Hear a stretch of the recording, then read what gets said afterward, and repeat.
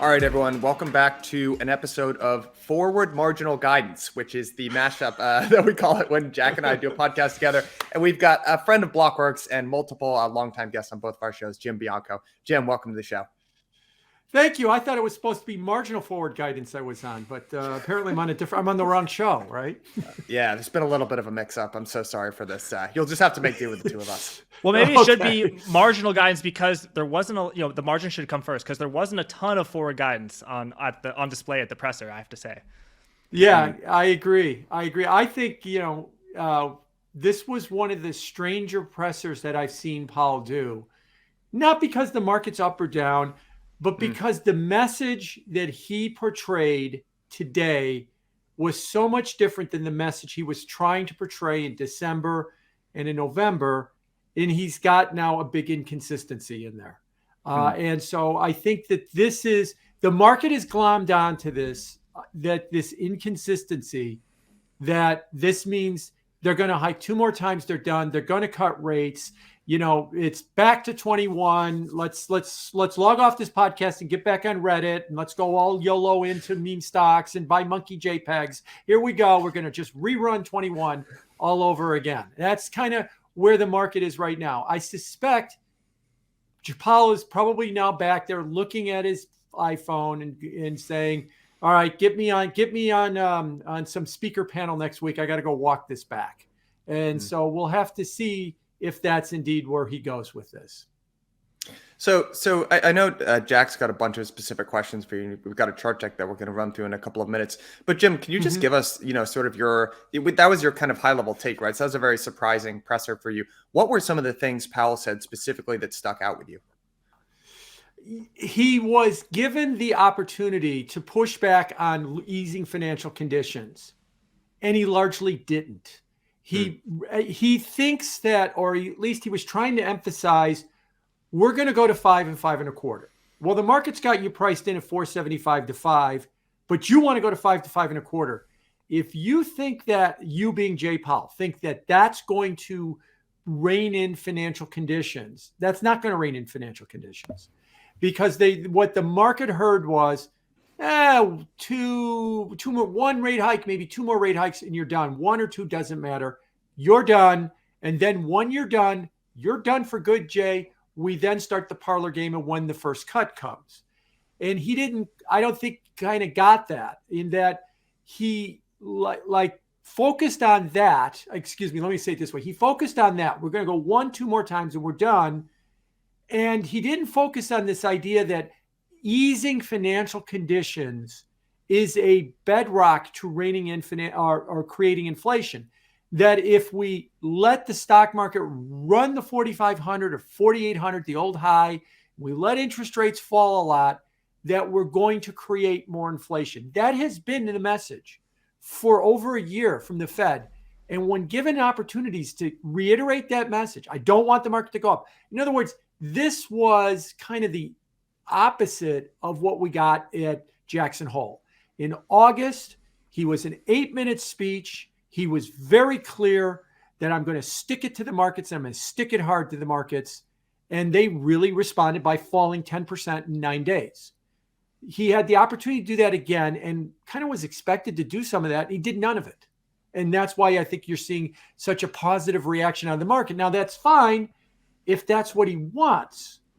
But this is not the message he was portraying in December and in November, let alone September's presser and the like. So this is a bit of a different message, and we'll see whether or not, in speeches next week, that they try to push back on this.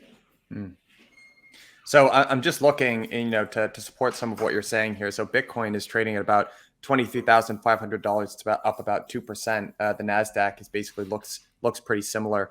I guess just to ask the counter question to that, Jim, do you think there's a reason why? Like, what's your thought on why Jay Powell changed his stance? Like, is it possible that he's seen something in the data that's actually spooked him? I definitely heard him say, look, we do not want to be easing off too soon. There's a risk, right? Kind of pointing back again to the 1970s and 1980s there of Volcker, where there's a risk in easing too soon. So we definitely highlighted that to the markets. Do you think he possibly saw something, in the data that might have spooked him, and that's why he's changing his tune just a bit?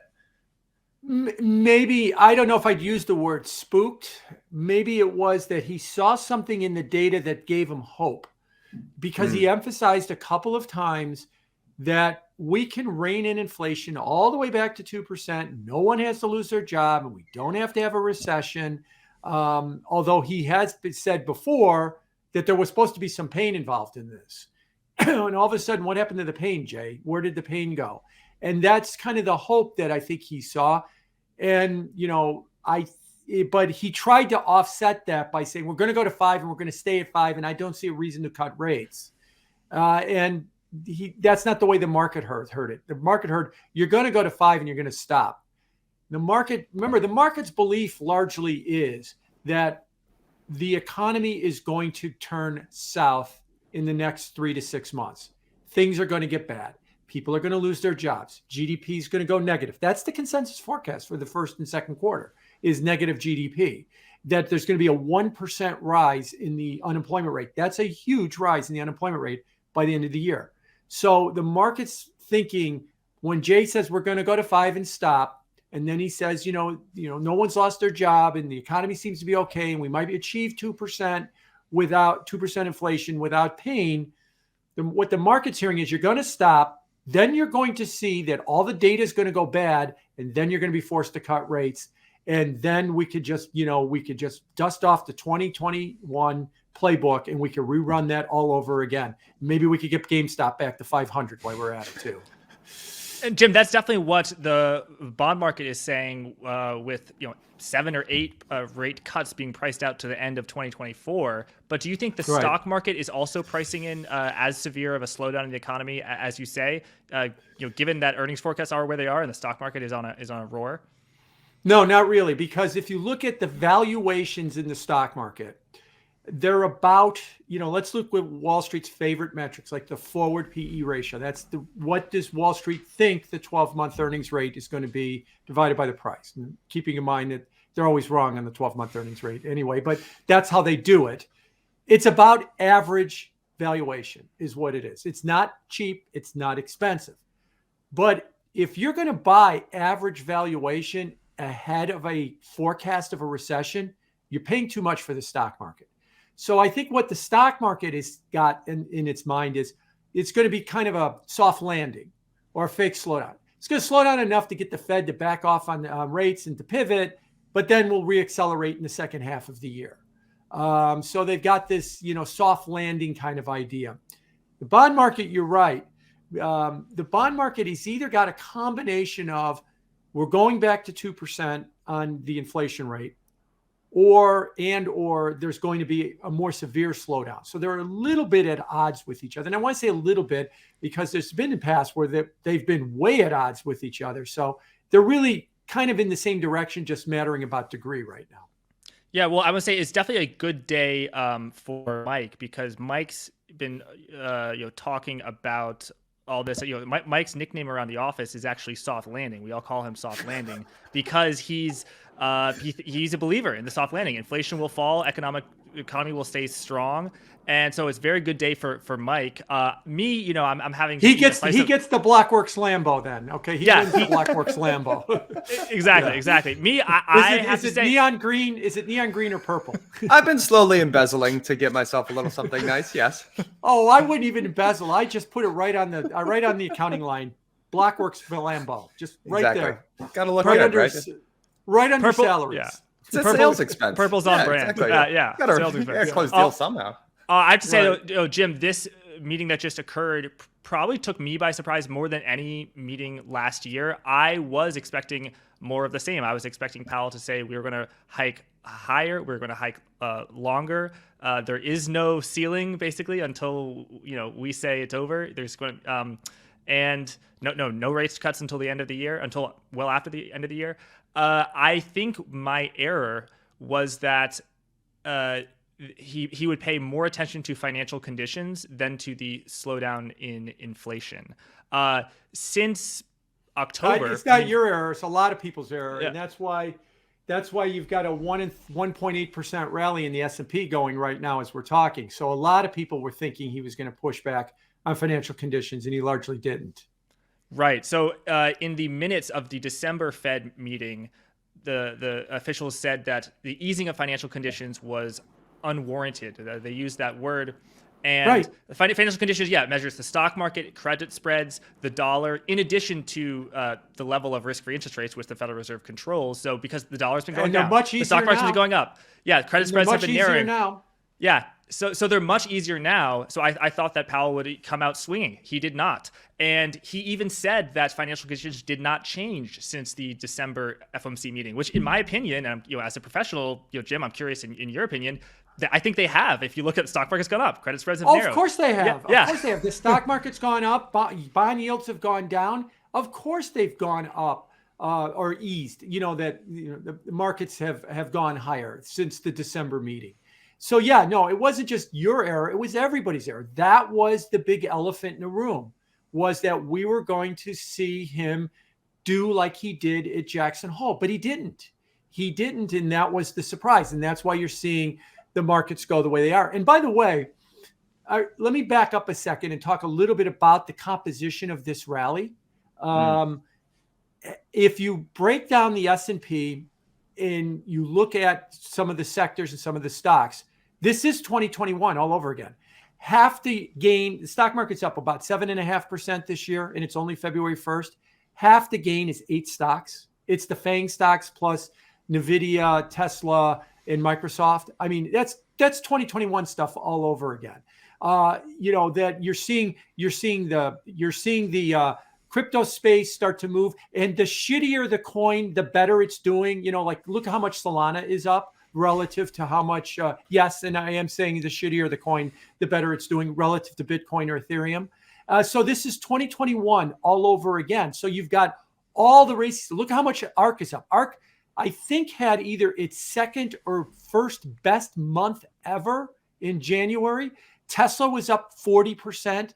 Coinbase was up 65% in the month of January alone. This is not the Caterpillars and the GMs and the Procter and Gambles powering ahead because we're going to have a soft landing. This is, like I said, monkey JPEGs and everything else is starting to move. This is 21 all over again. So when he talks about reining in financial conditions, I mean, we might single-handedly save Robinhood at the point we're going right now, that everybody's going to be putting their money back into Robinhood. This is what he wants. He has rallied against this all year. Like I said, I'm trying to be agnostic about it. I don't care what he wants. I'm just saying he was inconsistent today relative to what we've seen from him in prior meetings. And that's why you're seeing such a big reaction, because the inconsistency was much more bullish. Absolutely right. The higher beta stocks are doing the best. Carvana, as you said, comes to mind. The home builders, which in my opinion, the fundamentals remain very challenging, are rallying like crazy, even though some of them have cancellation rates above 50%. So 100%, Jim. Mike? Yeah, I've got a, one thing that I'd love to get your perspective on here, Jim, is sort of the liquidity picture. So, we're actually having Michael Howell on the show to talk about this in a little bit more depth next week. But, he's the right guy to talk about it with. Yeah. One thing that I noticed is, this is something I'll raise my hand and say I don't fully understand this relationship, but I noticed he talked about the Treasury General account, and he noticed that the Treasury was drawing that down, and that was going to continue to happen. I know that's because of the debt ceiling, but I'll be honest, I'm not 100% sure why that is. I know when Treasury General account goes down, that's liquidity up, and that might explain in at least in part some of this rally. So. But he also mentioned, there's still a lot of liquidity stuck in the reverse repo facility that might offset that. So I'd love to sort of get your thoughts on what does the liquidity picture look like, and how much is that driving this current rally?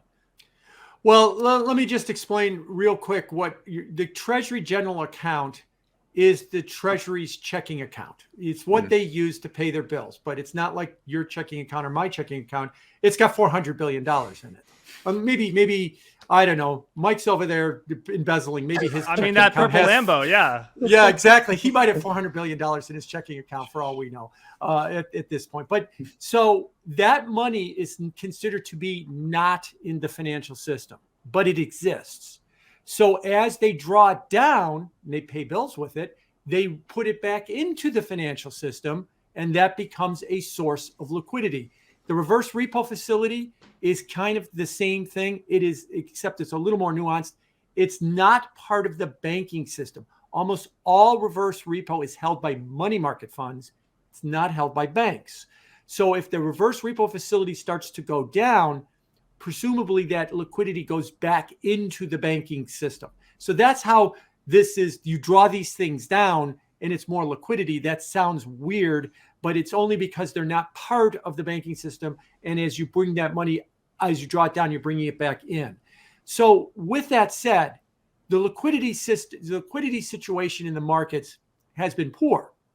But you've got all this potential liquidity sitting out there. The TGA being drawn down because of the debt ceiling. Why is that, real quick? The Treasury can't borrow anymore. They've got a limit of $31.8 trillion. That's all they can borrow. They can issue new debt, but they can't issue net new debt. So if they have $10 billion worth of treasuries maturing, they can issue another $10 billion treasury, and they still have the same overall level. They can't issue $11 billion, so they can't go above that to continue to fund an ever-expanding government. So they're drawing down the TGA for now to try and do what's called extraordinary means to try and push the debt ceiling, drop dead date out to June. So the liquidity is poor, but you've got all this potential liquidity that could come into the market. And that's what's got everybody not worried about liquidity right now. Is that, yes, I'm parched, but there's a big jug of water on the bench, on the table right here, and I can walk over there and drink it at any time I want. That would be the potential liquidity. Got it. Another, again, this wasn't something that Chair Powell mentioned, but I'd be curious to sort of get your take, because this is one of the sort of narratives that has been at the fore, but is now, or in the background, but is now rising to the fore, which is the reopening of China, which is widely being interpreted as bullish.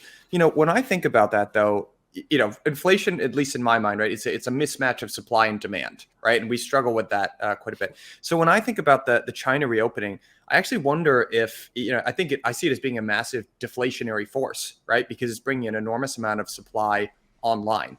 And I do wonder if that factors at all into the way the Fed or Powell is thinking, because, he sort of mentioned again in this presser that we saw, some aspects of CPI that are starting to be disinflationary, specifically was the word that he used. There were other more sticky components, and he called out one particular bit, which I want to get your take on in a bit, Jim. But, my question might be, do you think, on the horizon, Powell is kind of thinking about this China reopening, and that might be in some way impacting the monetary conditions over here? I think it is. I think that some Fed officials have mentioned about the China reopening, but the China reopening is a very complicated subject. It is not straightforward. Let me first of all mention that if you look at the statistics, Wall Street, and I'm going to use the technical term here, is urinating on themselves. They're so excited about the China opening that the Bank of America survey has got the most bullishness in 16 years over China. The hedge Goldman Sachs's prime brokerage account, which services hedge funds, shows a massive amount of Chinese stock buying by hedge funds over the last month or so since the Chinese reopening has been announced. So everybody's full bullish on this whole idea that there's going to be this massive leap forward in economic activity in China. That is the consensus view right now. So what do we know about consensus views? It won't be that. But that said, it could be much greater, or it could be much less, or it could be something a little bit different. And here's the problem. I guess it really comes down to the big picture that I've been talking about on nearly 2 years now. We shut down the economy. We reopened the economy. Is that it? We just shut it down. We reopened it. And now we're going to return to 2019. And it's all going to be like it used to be. Or in that process, have we fundamentally changed things? And the shorthand I look at is we're never going back to 2019. The example I've used time and again is the shutdown and the reopening had a tectonic event on the Western economies. It ended the 5-day work week in the office. I know there's a bunch of boomers that think it's temporary. Yeah, go ahead, keep thinking that. It's over. We are now in a hybrid world, and we could argue whether it's 4 days in the office or 4 days at home, but we're in a hybrid world. The 5-day office work week, except for the poor slobs at Goldman Sachs and some at JP Morgan, it's gone. It's over with, and we're going to continue to move further away from it over the next several years. That's a big change. In other words, the economy is fundamentally different now than it was in 2019. Different does not mean dystopian. It means different. It could be better in some respects. It could be worse in other respects. What about China? China ended zero COVID. Is it going to, Wall Street's bullishness is, after being locked in their apartments for 3 years, the Chinese are dutifully going to salute Xi for shutting down zero COVID. They're going to go right back to iPhone City for that 12-hour shift where they peel things off and turn screws and make our iPhone 14s and pretend like nothing has changed. That's what all the bullishness is about. Nothing has changed. They're going right. In fact, you hear a lot of them say it's going to be just like 2019. Is it? Or is there going to be a difference? We saw this with our economy. We had a big surge in 21, and then we fell apart in the first half of 22 with 2 negative GDP numbers in the first and second quarter of 22. I suspect that this reopening from China is not going to go the way people think. Does that mean it's going to be worse, or does that mean it's going to be better? We'll see which way it plays out. Finally, what's it supposed to mean for us, as opposed to, like, if you're not buying Chinese stocks, what does it mean for us? It's supposed to be a big demand on raw materials. We're supposed to see copper and aluminum and crude oil and the rest of those, because China's the manufacturer of the world, get all sucked up into China. And out the other side, we're supposed to see this huge burst of finished goods. So we're going to fill all the container ships, and we're going to flood Walmart with way too much stuff, and goods prices are going to fall. Well, the first half of that, you could debate whether or not it's happening. It's been almost 2 months since they announced the reopening. February 7th, it'll be 2 months since they really re-announced the December 7th reopening. I don't see commodity prices like industrial materials and crude oil booming. Yeah, they're up a little bit, but they're not discounting that there's this massive amount of demand that's going to suck all these commodities, raw materials, aluminum and copper and everything, and crude oil. And then out the other side, when they go through the manufacturing process, is going to be finished goods. That's not really starting to happen yet. Maybe it does. Maybe it's coming. But right now, I think this is a really complicated issue. The last thing is, people want to believe that what this means is China is going, everybody is going to book a ticket to Paris, and they're going to go and they're going to empty the Chanel stores. And so luxury goods are going to be flying off the shelves. That demonstratively has not happened. Oh, yes, airline traffic in China is up to other cities in China. And one of the reasons why airline traffic was up so much in the beginning was they had zero COVID. And what happened in zero COVID? You're walking down the street, remember, China is an authoritarian government. You're walking down the street, minding your own business, and some government official, and this is not being sarcastic, you get the point across.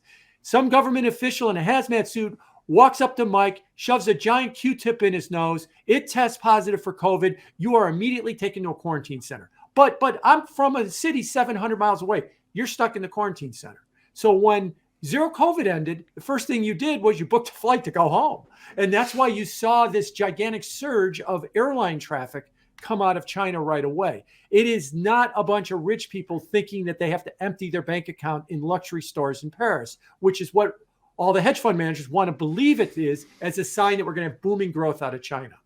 Yeah, I got all great points, Jim. Just to sort of reiterate what both of you are saying. So Powell was asked, not about China, but he said that the global picture has improved, and I imagine he must have been referring to that. Also, in the statement that was released 30 minutes before at 2 p.m. Eastern today, what was lacking was a statement from December, where in December they said the war and related events are contributing to upward pressure on inflation and weighing on global economic activity. By those related events, I imagined the China lockdown and China situation must have been referred to. Now, no related events are referred to. So I think the Federal Reserve definitely acknowledged that. Jim, it sounds like you are a skeptic of the China reopening story, a skeptic of the Yes. China bull market story. I want to ask you two If things. I could be real quick on that, yes, I am a skeptic. China is reopening. China's growth will uptick. So I'm not saying it won't. I'm just saying that this whole idea that it's going to be a return to 2019, it's not going to go the way people think it's going to go. That it's going to be just like in the West. What were we saying in 20 and 2021 and early 22 with the reopening? Everybody's going to go back to the office 5 days a week. That's what the reopening meant. And it never materialized. I don't think it's going to materialize the way people think. So I think that the standard play of what does it mean that we're going to return to 2021 with China is not going to play out quite the way they think. And lastly, when he talked about the global situation, I also think he meant Europe. And I also think he meant that weather in Europe has been much warmer than everybody expects. The drawdown on natural gas has been much less because they don't have to burn as much gas to heat their homes. So their inventories of natural gas are at all-time highs for February 1st in Europe. And so this whole fear that there was going to be this gigantic drag on the European economy because of the higher energy prices that they had to pay to accumulate the natural gas to heat themselves during the winter is proving to not be as bad as we think. And you could thank the weather for that. By the way, that doesn't come without a consequence, I might add. Europe is rich. Europe can pay up to get natural gas to make sure everybody's home can get heated this winter. Pakistan can't. And Pakistan can't afford world prices for natural gas. Pakistan is having rolling blackouts, and Pakistan is having rolling cuts off of gas. So people in the colder climates of Pakistan cannot heat their homes. Pakistan's got a big political problem right now. They don't have an extra 150 billion euros hanging around to say, well, if we have to pay more for gas, we have to pay more for gas. And so there is a consequence. Europe drove the price up of gas because they didn't want to go cold this winter. Perfectly fine. But the poor countries are suffering for it too. And we shouldn't forget that. Absolutely. So I've got, maybe this will segue in, Jack, after this question, I'll sort of call on you to walk through. I know you've put a lot of effort into creating some nice charts for this.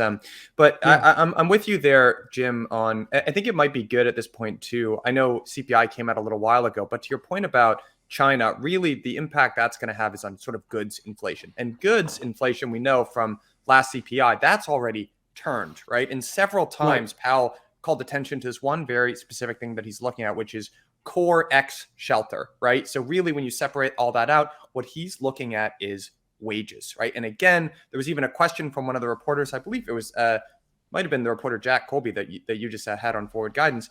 But basically, the idea was, are we going to need to see, an increase in unemployment essentially before inflation turns? So Jim, could you just kind of tease out, how do you think Powell is thinking about the relationship between inflation and unemployment? And then what are your thoughts, right? Do we need to see higher unemployment in order for inflation to be beaten or tamed?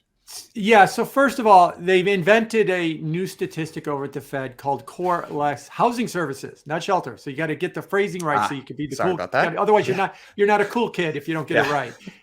But remember, it's something that the Fed invented 3 months ago. So it's core less housing services. Powell said today it's 56% of core inflation. So the other 46% of core inflation is housing services, owner's equivalent rent, rents of primary residence, and those things, and goods, actual things as well. We know that goods inflation is down a lot. There's a question as to whether or not it might be bottoming right now. I mean, it's down so much, it might be bottoming soon. There might have been a little inkling of that in the ISM report today. Prices paid actually upticked and beat Wall Street's estimates by a lot. But that's just 1 month.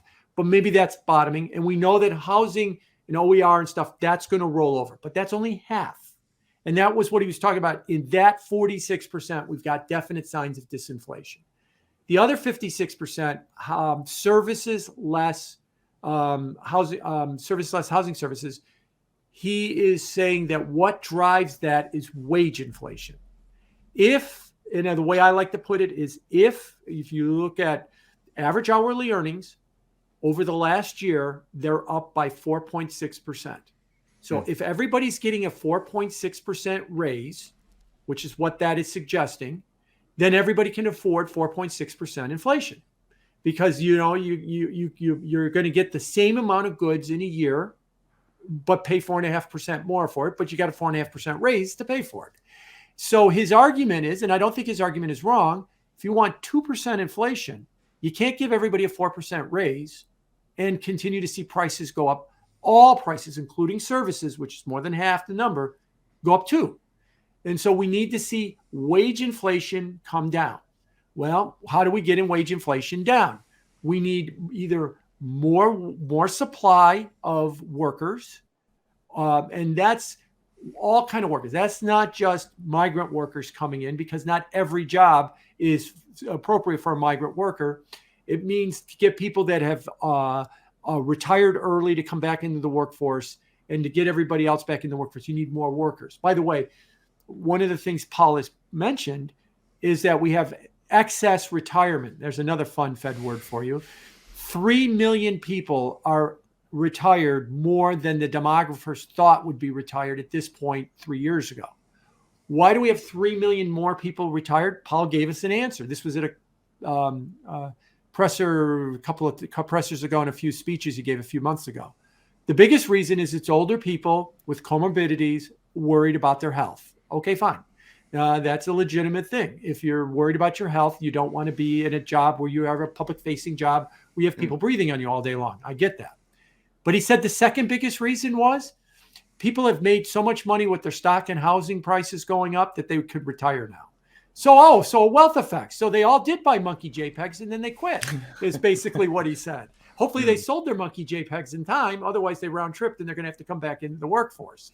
But that was the other thing he said, which fit right in with when he was saying that a few months ago, was so you're going to bludgeon the stock market, because otherwise if it goes to 4,800, everybody's going to get rich again and quit. And then we're going to be back to high wages. So this is the argument that he's trying to put, is that we need to have wages come down. So you either need more supply of workers or you need less demand for jobs. Well, the JOLTS report, the Job Opportunities Labor Turnover Report, came out today, and that measures all of the open jobs in the United States. It went up by 600,000 in December, because that's what was reported today, to 11 million. There are 11 million open jobs in the United States. There are 5.7 million unemployed people in the United States. There's 1.9 open jobs for every unemployed person, and it's just off the all-time high of July. Well, if you've got employers demanding that many, I got 11 million jobs I got to fill. How am I going to fill them? I'm going to pay up. Just pay up to get those people in those jobs. Wages are going to keep going up, and that means inflation is going to keep going higher. Now, I'll give you one last thing to consider. Bankrate does a survey of consumer finances, and this came out last week.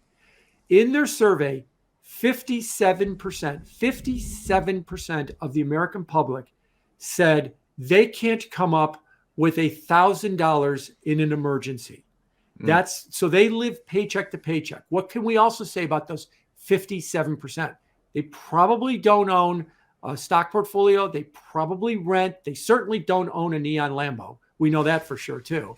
And so they live paycheck to paycheck. If they're getting a 4.5% raise and the inflation rate currently is 6-ish, they're buying less now than they did a year ago.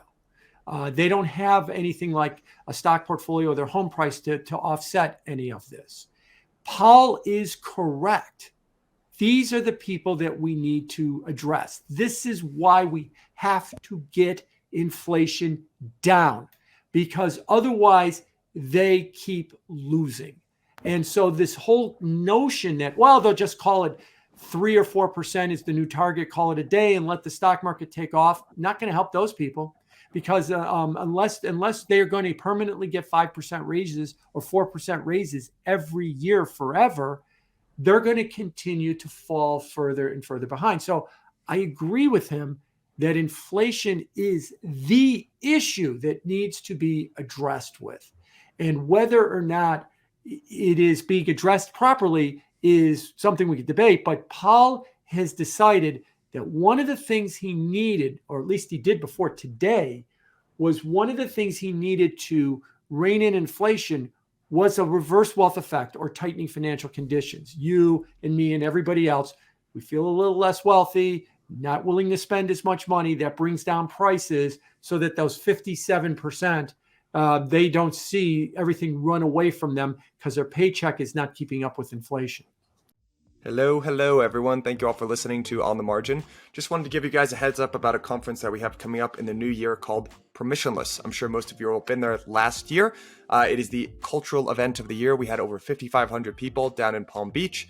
This year, we are moving to Austin, Texas. You know what they say about Texas? Everything's bigger in Texas. So last year we had a really great lineup of speakers. We had the two co-founders of Robinhood, Vlad Tenev and Baiju Bot. We had Chris Dixon. We had some of the folks that have been on the show a whole bunch of times, Jim Bianco, Dan Tapiero. Just a phenomenal lineup of speakers, and you can expect the same this year. If you use Margin 10, you'll get 10% off on a ticket. Again, that's Margin 10 because I love you guys so much. Click the link at the bottom of the show notes. Hope to see you there in person. Jim, I'm curious. My conclusion from today was that Powell really puts a prime focus on inflation data, and pretty much everything is secondary or tertiary to him. Before this meeting, I thought, oh, of course, Powell cares most about core PCE, but he also really cares about JOLTS. He also really cares about the labor force participation rate. He also cares about wage growth, because if wage growth is 6%, then inflation will get unanchored. He cares about inflation expectations. He cares about financial conditions. If people are making so much money they don't have to work, then that's bad for inflation. But my conclusion from today's meeting is that it really is inflation data, because inflation data is the only piece of data that moved in his favor. Everything else moved away from him. I mean, yes, the price of housing went down, but financial conditions by credit spreads and stocks and what we talked about have loosened. So I'm curious what you think about that. And then also I'm curious about some economic data that is not so much macroeconomic, coming from agencies, government agencies, but individual companies like Visa, MasterCard, Amex, showing spending has exploded higher during this period of slowing growth, which now Powell is calling subdued growth.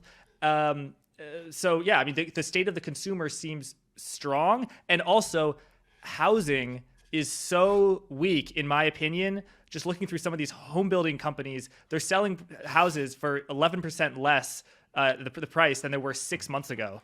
Whereas people are looking at the Case-Shiller, which is extremely lagging. So and the home builder stocks are rising. But yeah, I'm curious what you think about the amount of aggregate spending, as well as my thought about Powell maybe caring a little bit less about JOLTS and the other data than he maybe let on a few months ago. Well, if you go back to the presser, and he does this at every presser, the opening paragraph is something along the lines of, we care about the American people and our job is to serve the American people. And then my words to explain, inflation is the issue. So he lays that out in the first paragraph of every presser, that this is the issue. If you don't get inflation under control, you don't have an economy. He says that. I happen to agree with him. I think inflation is that important. So for those, the Anthony Scaramucci's of the world, the Fed will just declare 5% being neutral, and we could get the S&P back to 5,500. Boy, that really misses the boat. It misses the boat in a lot of ways. You have to get inflation under control. There's no amount of damage you can do if you don't have to get inflation under control, because the damage inflation does would be greater. I'm in that camp. I think Powell is in that camp. Now, when it comes to the economy, the real economy, we're going to have a recession. We're going to have a slowdown. Powell seems to be focused on one set of statistics. The labor market is what it is. He's defined the economy as the labor market. What about housing? What about, that market has been struggling because it's so interest rate sensitive. All these rate hikes have really bludgeoned housing. Powell waved that off a couple of meetings ago where he said, well, what about the housing market falling apart? He goes, it is essentially said, yeah, well, look at how much the gains were in 20 and 21. They're up a ton. They're down a little. It's a small retracement. Next question. That's kind of the way that he's been kind of dismissive of the declines in housing. If you were dumb enough to buy a house in May of last year, that's your problem. But if you owned your house from 2018, all right, you still got huge gains in it, just a little bit less so. That's the way that he kind of views it. But to him, everything is about labor. Initial claims, 186,000, 9-month low. 12 months in a row, 200,000 payrolls. We'll see what happens on Friday, whether or not we keep that streak going. Jolts at 11 million. Even ISM employment today, still above 50, still in expansion phase. He mentioned that. He looked at all that and he said, labor market's fine. If the labor market is fine, he's trying to say, I see no reason to pivot. I see no reason to pivot if no one's losing their job. Now, if no one's losing their job, if employers are still expanding the amount of jobs that they're looking for. Of course, Wall Street's retort to that is, you just wait, Jay. Wait till you see the May, June, July data. It's going to be terrible, and you're going to change your opinion on that. We'll see. We'll see. If I kind of starting to have my doubts as to whether or not the data is actually going to turn bad at that point. And Powell, I think, is going to try and dig in at that point and say, look, I'm going to go to 5 on the funds rate. I'm going to stay there till 24, and then we'll assess where things are. So I think the way he looks at it is inflation is first, second, and third, and fourth is labor. If you want to ask me about tech layoffs, who gives a shit about the bros? If you want to ask me about housing, you already had a lot of. Don't think that that's not how they think about that at the Fed, by the way. If you want to talk about housing, yeah, you were fat and happy in 20 and 21, so now you got to pay back a little bit in 22. You'll survive. That's the kind of the way that they look at that right now. But then their focus is 57% don't have $1,000. What do we do for those people?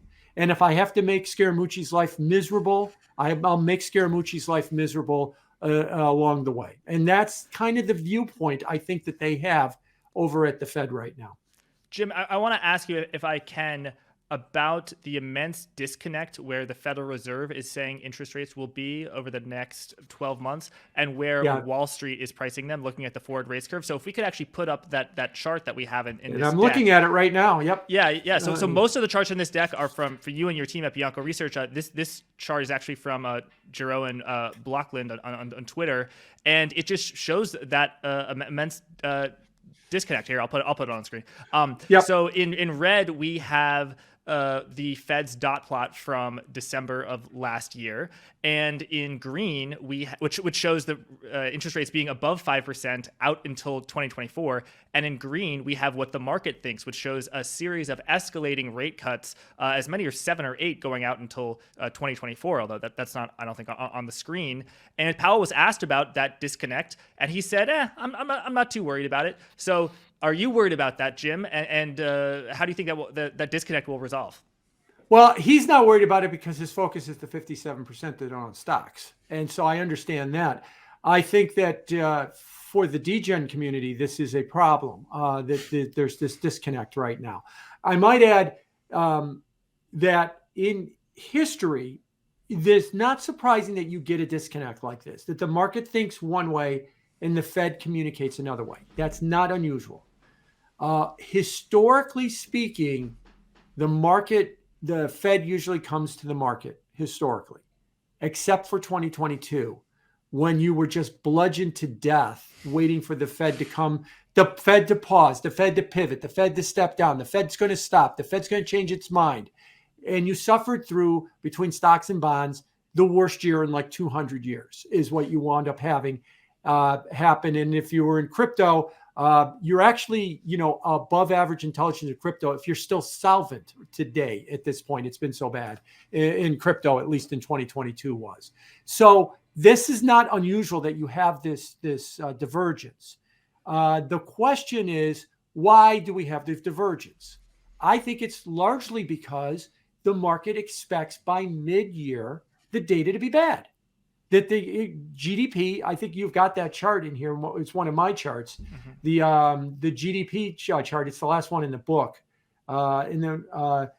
So the black line is GDP for the last several quarters. The orange line is what Wall Street expects GDP to be. First of all, they expect fourth quarter to get revised down. First quarter at 0, second and third quarter, they expect negative.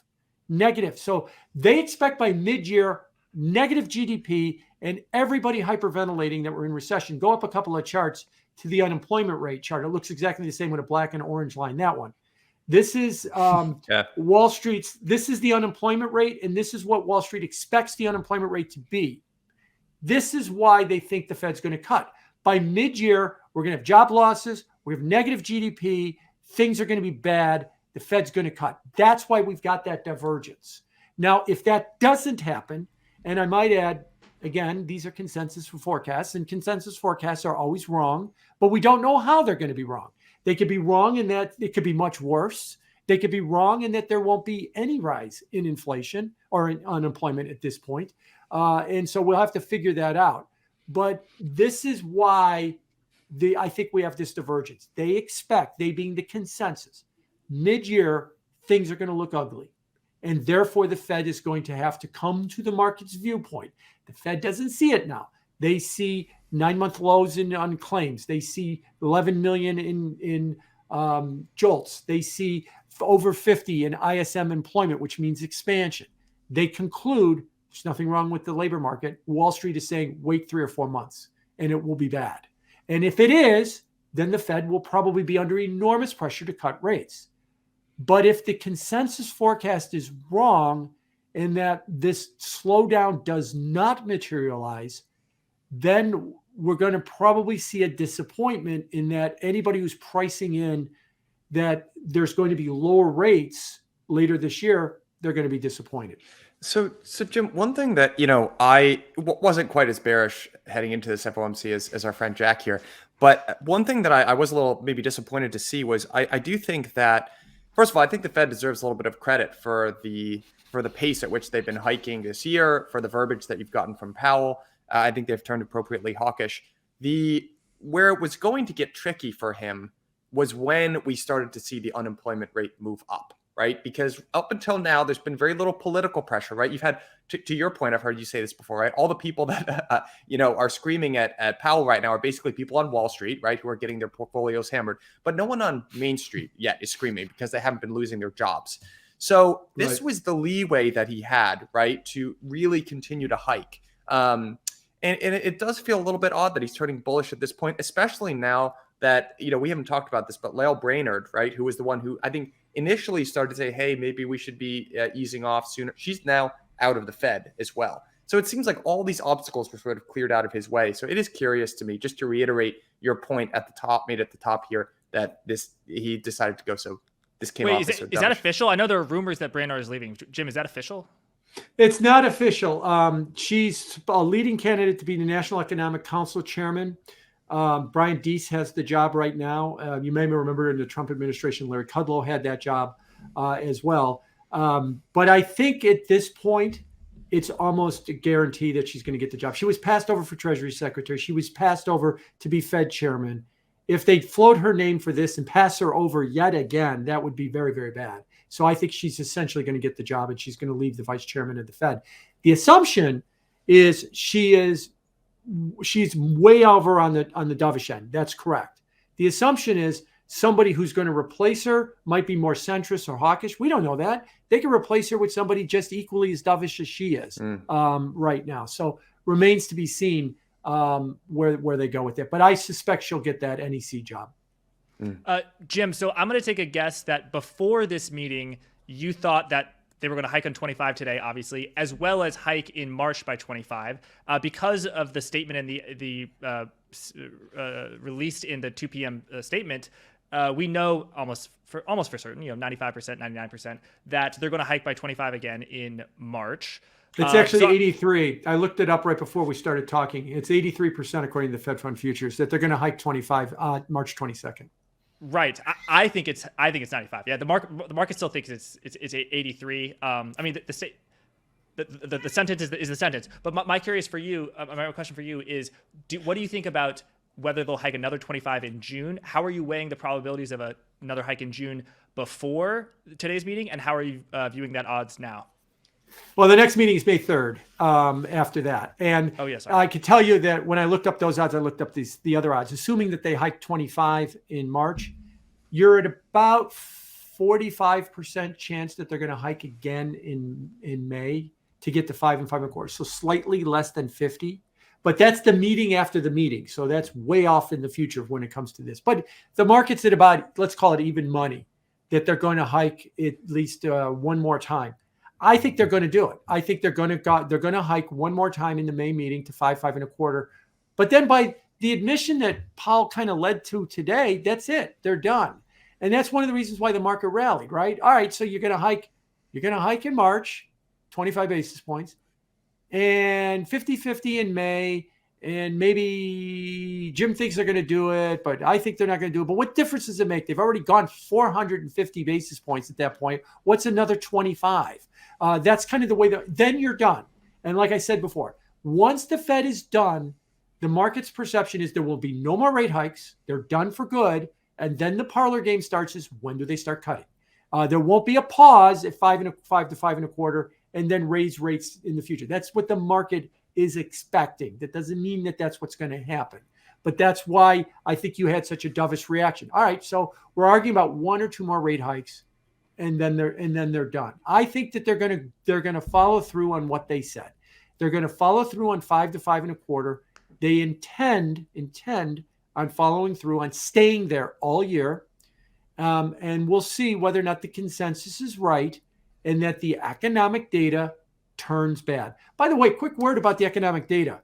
A year ago, we got negative GDP in the first quarter, negative GDP in the second quarter. And what was the narrative a year ago? This is not a recession. And I kept saying at the time, it's the definition of a recession, 2 negative quarters. But that sorry, wasn't Jim, a but recession. it's real GDP. Nominal GDP, it was a boom. It was only because of inflation that it was. That's true, but that's the way you measure. That's the way you measure inflation in recessions is real GDP. You don't measure it off of nominal because you didn't have negative nominal in the 80s, and you still had recessions then too. But then the expectation is that in this first and second quarter of 23, even if we don't get negative GDP, that's going to be a recession. So I'm really kind of scratching my head as to how the consensus is trying to figure this stuff out. Narrative drives everything. Don't let the numbers get in the way of a good narrative. I guess they've decided that the narrative is recession this year, not recession last year. Maybe they got the idea right. They're just a year late that the recession already occurred. It occurred a year ago, and when they were saying that it wasn't one. So we'll see. And what would you think about if last year was a recession, it would be one in which the unemployment rate was not only low, but low and falling even lower, as well as one in which credit losses on the banks was essentially zero and in some cases negative. Do you view that as a very strange recession or not a recession? I view that as a very strange recession. And that's largely because you did something before that has never been done in human history. You completely stopped the global economy for months on end, and then you restarted it. And you're finding that when you restarted it, it didn't immediately rebound back to the way it was before COVID. As I said, we are not going back to 5 days a week. That is tectonic. That there is this massive change in the way we live and work. If you work at home 3 days a week or 2 days a week, and you go to the office 3 days a week, you're home 4 days a week, not 2, Saturday and Sunday. You've doubled the amount of time you're at home. That is a big lifestyle change for everybody that does that. So yes, the point I'm trying to bring up is this unlike any other recession that we've seen? Yes, because what happened in 2021 is unlike anything we ever imagined before it actually happened. No one had war gamed out or theorized what happens if we take the entire global economy and shut it all down for several months on end and then restart it. In 2019, if you brought that up, people would have thought, you're making stuff up at that point. We don't do that. Well, that's what we did. And that's why this is unlike anything we've seen. And what my fear is about Wall Street is they've decided that doesn't matter. We're ultimately going to do, as Dave Solomon, the head of Goldman Sachs, said, in 2024, 2025, when you look at Midtown Manhattan, you'll see 2019. You'll see the hustle and bustle, and all the offices will be filled with people just like it was in 2019. He said that last year. I don't know if he still believes it, but he said that last year. Well, good luck with that argument as well. So but we'll Jim, see. occupancy rates have exploded higher. They're now at 50%. Yeah, I know. They're at 50%. When are they going to 100? They were at 100. You know, the occupancy rates of signed leases is 50%. That's what we're talking about, right? The occupancy rate of a signed lease before 2019 was always 100%. If a company signed a lease, there were bodies in that lease. You didn't sign a lease to keep it empty. Well, now you signed this lease and only half of that space is being used. And that doesn't count for the 20% of space that is still unleased, that is on its way to 25% unleased at this point. Well, soft landing. I'm sure. I know we got I got a lot more questions for Jim, and I'm sure you do too. But let's just take a quick opportunity to say that this episode will be released on your podcast, Mike, On the Margin, as well as my podcast, Forward Guidance. So if you're listening to this on the Margin, check out my show, Forward Guidance, and if you're listening to Forward Guidance, check out On the Margin. Mike, back to you.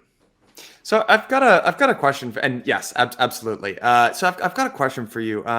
So we know that Jack really wanted to see the world burn here, and people go out of jobs and hunger lines and all that stuff. I'm just messing with Jack, but Jim, I want to get back to this idea of like it's 2021 again, right? And to your point, I see what you're saying, right? So you mentioned crypto and kind of some of the I would push back. I think Solana's a quality project, but a lot like the Aptos is $19 billion valuation. They sprung off the lows and they responded the best.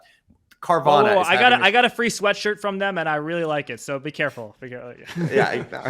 All right. So we know what you are. We're just negotiating the price, right? You got a free sweatshirt. So, what's your sort of base case for this year? I'd love to, as much as we can sort of dust off the old crystal ball. And I mean, do you really think that we're going to see the return of the paradigm that we had in 2021 of these meme stocks and Reddits and all this crazy stuff sort of going on? Is that your sort of base case for the year? Or if that happens, I mean, does Powell kind of stand up and say, you have misinterpreted this last presser and kind of take up the hawkish stance again? I would not be surprised, just take your last point first, that he might push back that you misinterpreted what I said at the presser.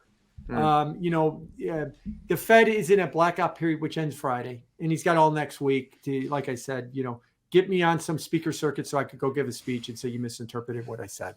And so that wouldn't surprise me. And then he'll get all of his minions to kind of repeat the same thing over and over as well. Minions being Fed governors.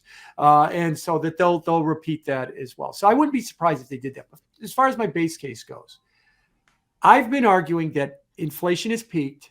That is easy to see. And it's also the least important thing you can say, that it's peaked. The real important question is the long-term rate of inflation returning to its pre-COVID levels of 2% without the depressant of a recession? Yeah, if you kill demand and throw everybody out of work because of a recession, you'll get the inflation rate down to 2%. And then when we rebound, it goes right back up. So does it go to 2% organically like it was from, say, 2009 to 2021? It was just kind of, or 2020, right before the pandemic. It was in that 2% range. Does it return to that? Wall Street seems to believe the answer is yes, that it will return to that. And they've always thought that. I've pushed back on that. And I've said there are base effects in the inflation rate. It is going to come down through June. June will most likely be the low print of the year because you'll be dropping off 0.8s, 0.1, 1.0s, 0.6s on the monthly inflation number, and you'll probably replace them with lower numbers. But then starting in July, you'll be dropping zeros and 0.2s and stuff, and it'll be easy for the month-over-month number to beat that, so you'll probably bottom in June. I've argued that I think you're probably going to bottom at some number above 2% and maybe even 3% or higher in June, and then drift higher the rest of the year. So the first half of the year, the animal spirits will continue to run as we've seen right now, and they continue to go, whether it's ARK or Aptos or Tesla or whatever it happens to be, that they continue to run. And then when we start to get to that reality that inflation will not go to that 2% level and then probably drift higher for the rest of the year, disappointment will set in that the inflation fight's not over and rates are not going to come down, and that the Fed might not have been, to use their words, sufficiently restrictive. That they're not, in fact, Powell said that today. He uses that phrase, sufficiently restrictive. Wall Street thinks they have been sufficiently restrictive, which is why they think that there's going to be a recession. You've bludgeoned the economy with high rates. Powell said, no, we haven't. We're only just getting to sufficiently restrictive when we get to 5%. If in the second half of the year we get 3% inflation, we don't have a big rise of unemployment, we don't have negative GDP, I wouldn't be surprised if he starts talking about going to 6 at that point. And then that disappointment will come in all over again because this market is so driven by liquidity and it is so driven by interest rates. One quick thought about that. Or before I get to that quick thought, why do I think the inflation rate's not going back to 2? Because we're in a post-pandemic economy. The end of globalization is upon us. I don't think the reopening in China, as we've discussed, is going to go as we think it's going to go. We've got labor constraints, which are going to keep wages high. If we got 11 million jobs, 1.9 for every unemployed worker, I don't see how we're going to get the wage growth to 2%. We've got energy problems. Russia is the biggest energy supplier in the world. Europe has, as I mentioned before, Europe has the money to pay up for gas, but Pakistan doesn't. And so we've got big energy problems worldwide. Maybe they're not cold, in Paris right now because they can keep their homes heated at the level that they want to be, but they are in Istanbul and they are in a lot of other poor places around the world as well. And so that is going to be a real problem as we go forward. Combine all of that, I think we're in a different economy. Does that mean that we're in a permanently high inflation rate? No. But what it means is the economy needs to be restructured for this new post-pandemic economy. And that's trillions of dollars in many years to restructure it. But the problem is we're not restructuring it. We're arguing whether or not we need to in the first place. Wall Street's argument is you don't have to restructure it. Just sit there, wait, do nothing, and you'll see that everything will go back to the way it was, and we don't have to change anything. And I think we do. And I think we're going to have to find a new source of cheap energy. That might be the Bakken Field or Eagle Ford in Texas. Just two ideas of where I think we're going to have to find reshoring and other places to make stuff other than China if we want to go back to globalization. And I think we're going to have to see a revamp of our labor laws if we want to reopen the, to bring supply and demand for labor into balance to lower wage growth. We could do all that if we believed we had to, but we don't believe we have to. And so we're wasting time is where we're going. So that's why I think that as inflation rate comes down, the animal spirits will continue to get people excited that this is it. We're going back to 2, and it's going to be like 2010 to 2020 all over again. And the thing I was going to say is before, what was the hallmark of 2010 to 2020? What was the investing style that worked in that decade? You bought a broad-based ETF or a crypto, and you whined all day long that the Fed needs to cut rates to 0 and print faster so that everything goes up. And that largely is what the Fed did, and that's largely what worked. And so what is it that everybody wants to go back to? I want to buy spiders. I want to buy triple Qs. I want to buy ARK. I want to buy Solana. And damn it, Jay, cut to 0 and start printing so all this shit goes up and I can then afford my neon Lambo again, just like we did in 2020. That's what we want. We want to go back to that. But I think that investing style is over. I think we're in a different world. And the new investing style world we're in is back to an old 90s style stock picker world, where it isn't going to be just, I want to own, autos. Which auto company do you want to own? I want to own energy. Which energy company do you want to own? I want to own crypto. Which crypto do you want to own? Because they're not all going to go up and down together as they have been for the last several years. They were all betas of each other, right? Bitcoin went up the least in rallies, went down the least in declines, and everything else was a little bit higher beta from Bitcoin. I wouldn't be surprised if you start to see, and it would be, to me, a long-term good thing for crypto, a zero correlation. Some projects are going up, some projects are going down, some projects are going sideways. The market is sorting out the winners and the losers. That would be very healthy for that market long-term. But if it's going to be throw a dart, buy anything that has a liquidity pull on Uniswap and wind the J to print faster so all that shit goes up, I think that era is over, and it should be over right now, because that would be a healthier era if we were to move into that kind of more discriminating era. Yeah, I tend to agree. You know, that's been my whole financial life. Paying attention to markets has been exactly the dynamic that you described, which is not necessarily which company is sort of performing best, but liquidity conditions, which is, I agree with you. I think that's long-term pretty negative. Yeah, I think, it worked. I want to be clear. That worked great from 2010 to the pandemic. That was the way to invest. Mm-hmm. But this whole idea now that we need to return, this is why we obsess about Jay Powell, because we want the liquidity spigot open, because we think that's the only way we're going to get the markets up, is to get the liquidity spigot to reopen itself.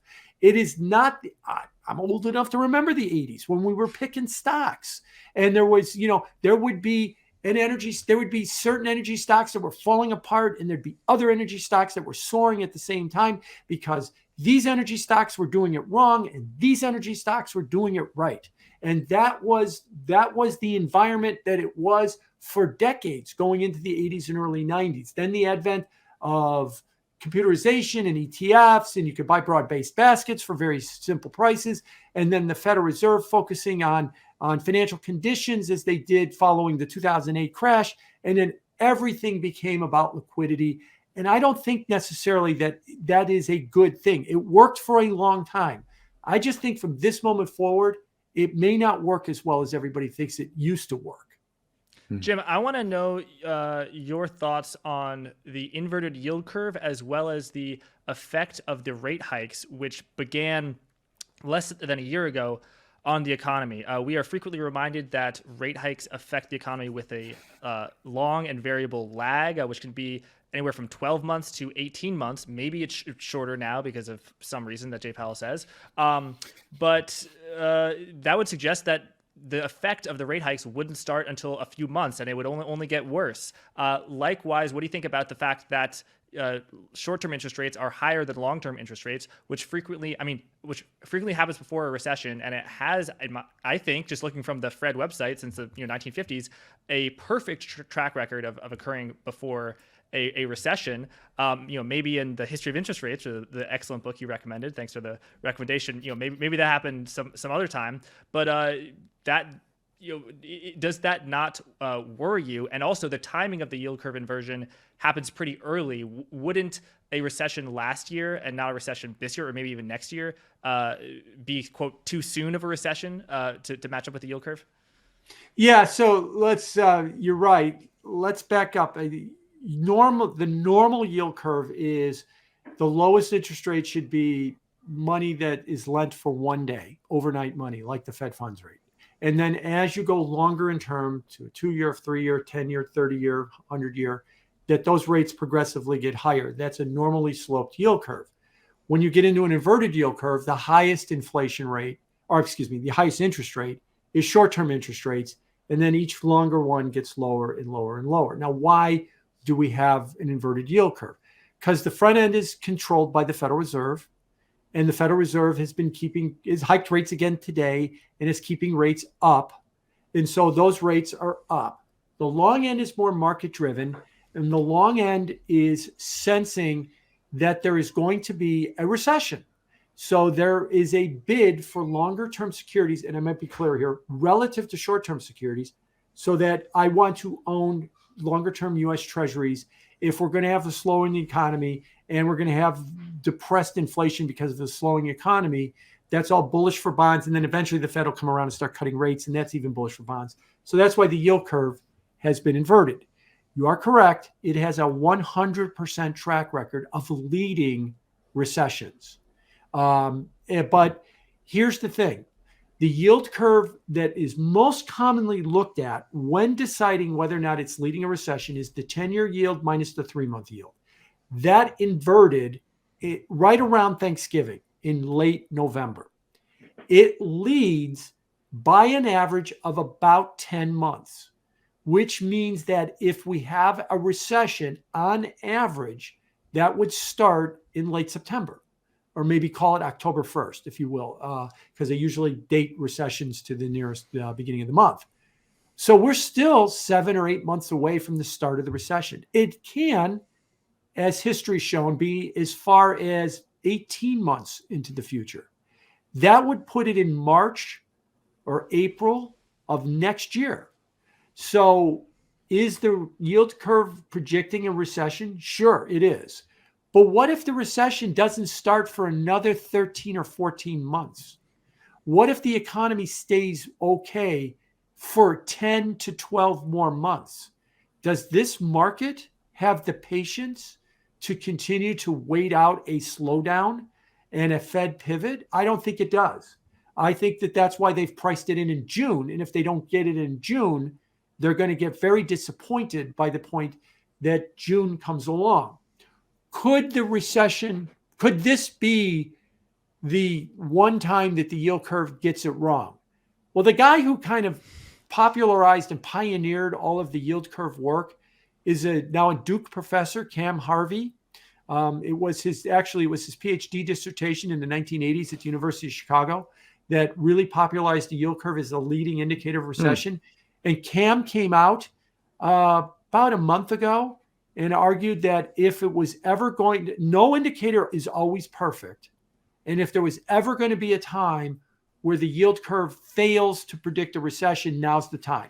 And his argument was because it is so discounted right now that he has been contacted by regular corporations around the world saying, should I cut back production because the yield curve's inverted? And that means that things are going to slow down later this year.